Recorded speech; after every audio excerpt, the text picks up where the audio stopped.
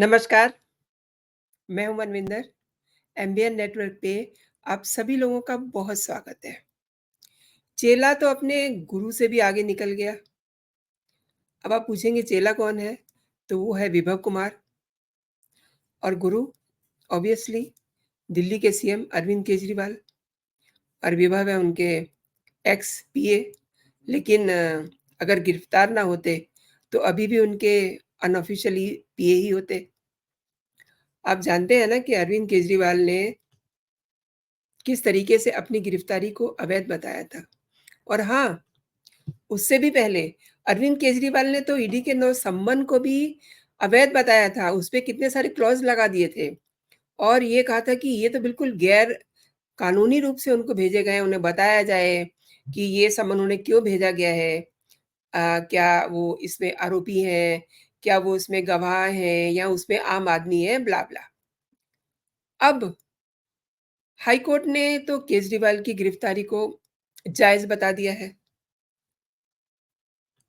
आप जानते हैं ना कि अरविंद केजरीवाल शराब घोटाले में गिरफ्तार किए हुए हैं, जेल में हैं, लेकिन आजकल वो अपने चुनाव प्रचार के लिए आज चुनाव प्रचार खत्म होने जा रहा है और उनको परसों तिहाड़ जेल में रिपोर्ट करना है। तो अरविंद केजरीवाल ने अपनी गिरफ्तारी को भी जायज़ नहीं माना है और सुप्रीम कोर्ट में पहुँच गए हैं क्योंकि हाई कोर्ट ने उनकी गिरफ्तारी को जायज़ बताया। अब सुप्रीम कोर्ट में मामला चल रहा है। अब देखिए विभव क्या कर रहे हैं, जो उनके एक्स विभव पीए रहे हैं, उनसे भी आगे निकल गए हैं। उन्होंने न केवल अपनी गिरफ्तारी को अवैध बताया है, बल्कि इस गिरफ्तारी का उन्होंने मुआवज़ा भी माँग लिया है। कमाल है मतलब गुरु थे, चेला तो और भी आगे निकल गया है। अरविंद केजरीवाल के जो एक्स पीए हैं विभव कुमार, उन्होंने बुधवार को दिल्ली हाई कोर्ट में अपनी गिरफ्तारी के खिलाफ एक एप्लीकेशन लगाई और उन्होंने कहा कि उनकी गिरफ्तारी पूरी तरह से अवैध है। एक याचिका डाली है उन्होंने, उसमें उन्होंने माँग की है कि उनकी गिरफ्तारी को जो है अवैध करार दिया जाए।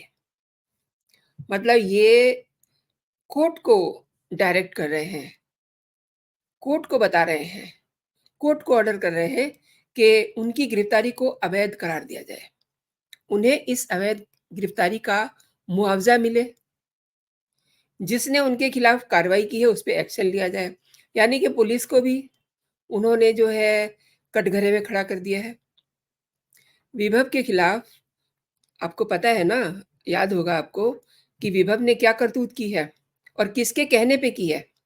विभव ने अपने गुरु के कहने पे ही तो इतना सारा बवाल कर दिया, रायता फैला दिया।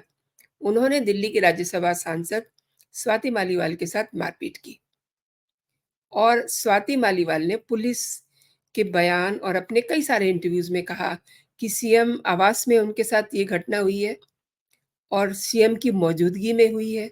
उस समय सुनीता केजरीवाल भी घर में थी, उस समय उनके माता-पिता भी घर में थे और उन्हें बचाने न जाने क्यों नहीं कोई भी आया।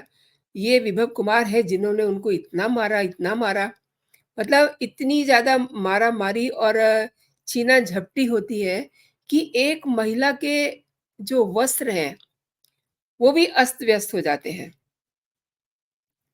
ये बताने में भी शर्म आती है, लेकिन इन लोगों को शर्म नहीं आती।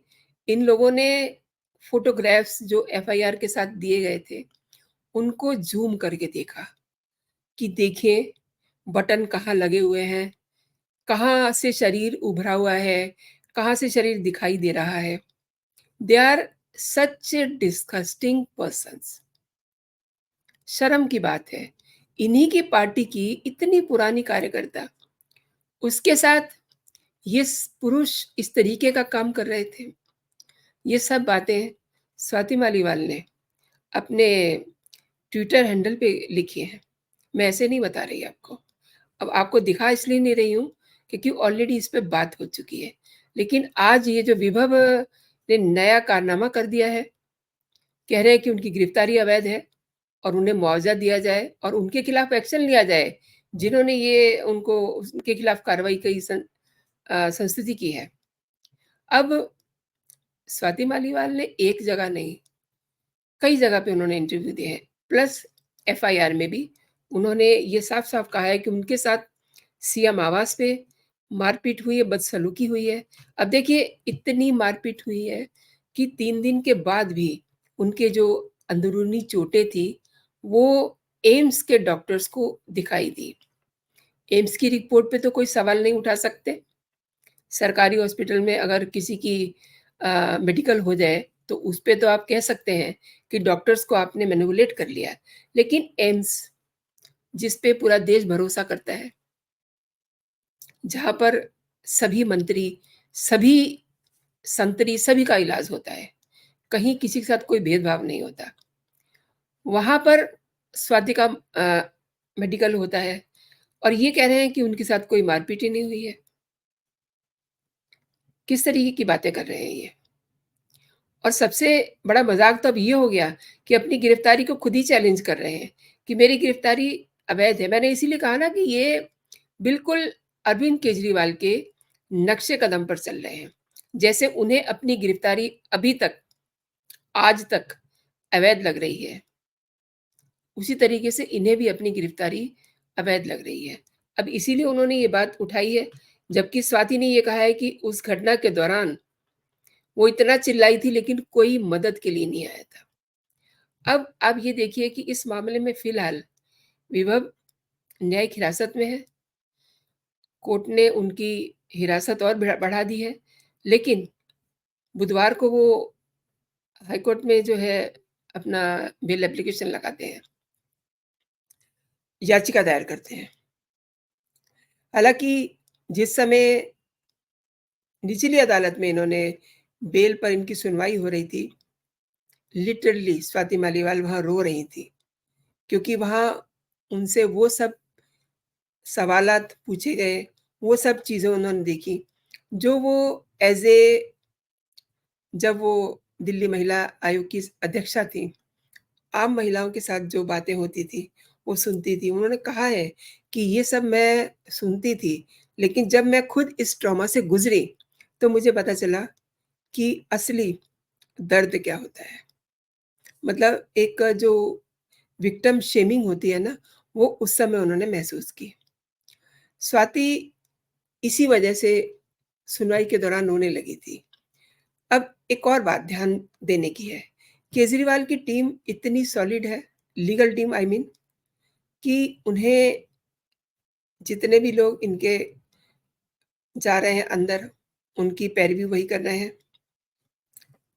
अब वो बात अलग है कि मनीष सिसोदिया, उनकी सुनी नहीं गई, उनको ज़मानत तक नहीं मिली, वो भी ज़मानत के लिए धक्के खा रहे हैं, लेकिन उनकी नहीं सुनी गई। अब इसी तरीके से विभव जो है, इनकी भी लीगल टीम वही है, वही इनको हैंडल कर रही है, वही इनको तरकीबें बता रही है कि आप ये बोलो, ये कहो, वो कहो। केजरीवाल की जो लीगल टीम है, वही विभव का भी केस देख रही है और सब पर्दे के पीछे से चल रहा है। यानी कि अरविंद केजरीवाल सीएम हैं, तो उनकी टीम तो सरकारी खर्चे पे चलेगी ना। लेकिन अब ये चूँकि किसी पोस्ट पर नहीं है, तो बर्खास्त कर दिए गए हैं। इनकी पैरवी अगर वही टीम करती है, तो ये वो फिर पर्दे के पीछे से खेल चल रहा है। इसीलिए तो स्वाति मालीवाल के साथ मारपीट हुई है, क्योंकि उनसे राज्यसभा से इस्तीफ़ा लिया जाना था, जो उन्होंने नहीं दिया। संजय सिंह से इस्तीफ़ा माँगा, उसने कहा मैं तो कतई नहीं दूँगा। अब बचा कौन? बचे हैं राघव चड्ढा। तो राघव चड्ढा को भी, उनके लिए भी एक इनके पास प्लान है, क्योंकि इनके पास ए, बी, सी, डी सभी प्लान तैयार रहते हैं। अभी राघव चड्ढा वाला जो प्लान है, उसको एग्ज़ीक्यूट करना बाद में बात करेंगे उस पे। अब चूँकि विभव के पास केजरीवाल के सारे राज हैं, इधर केजरीवाल के ज़मानत खत्म हो रही है, 1 तारीख को जेल जाने का समय आ रहा है, तो किसी तरीके से केजरीवाल ये चाहते हैं कि विभव एक बार आ जाए, चाहे 2 दिन के लिए ही आ जाए और जो हिसाब-किताब करना है शराब घोटाले का, वो कम से कम हो जाए। और आपको पता है कि इन्होंने किस तरीके से मनी ट्रोलिंग की है। मनी लॉन्ड्रिंग की है किस तरीके से। मनी लॉन्ड्रिंग का काम अरविंद केजरीवाल बहुत अच्छा से जानते हैं और कहाँ-कहाँ अभी पैसा पड़ा हुआ है, ये तो अभी वक़्त बताएगा आने वाला। लेकिन विभव को सारे राज़ पता हैं। इसलिए विभव आ जाए बाहर, ये केजरीवाल मना रहे हैं, क्योंकि अगर केजरीवाल अंदर चले गए और उसके बाद में विभव बाहर आता है, तो फिर वो बात नहीं बनेगी और वो हिसाब-किताब भी ठीक से हो नहीं पाएगा। अब इसीलिए विभव बार-बार नए-नए बहाने बना रहे हैं कि उनकी गिरफ्तारी अवैध है, उनको गलत तरीके से अरेस्ट किया गया है, बल्कि देखिए मुआवज़ा भी माँग रहे हैं, तो ये कहाँ की तुक हुई? अब ये सब चीज़ें देखना बहुत दिलचस्प होगा आने वाले दिनों में कि विभव विभव ज़रा नाम कम होते हैं ना, तो विभव की जगह कई बार वैभव भी लोग भी और मैं भी उसको प्रोनाउंस कर रहे हैं। तो विभव जो है, क्या-क्या ड्रामे करते हैं और इनको बचाने के लिए केजरीवाल क्या-क्या छल और कपट करते हैं, ये देखना बहुत ही दिलचस्प होगा। और दिलचस्प तो अभी केजरीवाल का अपना अपने आने वाले दिन भी बहुत दिलचस्प होने वाले हैं, क्योंकि उन्हें 2 तारीख को तिहाड़ जेल में रिपोर्ट करना है।